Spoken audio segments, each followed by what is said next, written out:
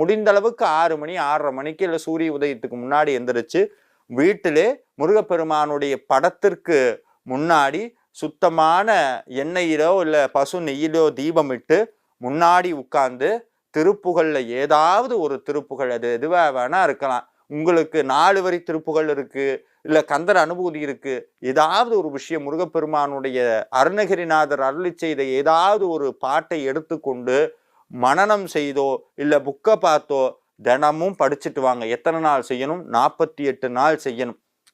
48 நாள் தினமும் காலையோ மாலையோ இந்த பூஜையை தொடர்ந்து பண்ண வேண்டும். விளக்கேற்றி திருப்புகளை பாராயணம் செய்து கொண்டே வர வேண்டும்.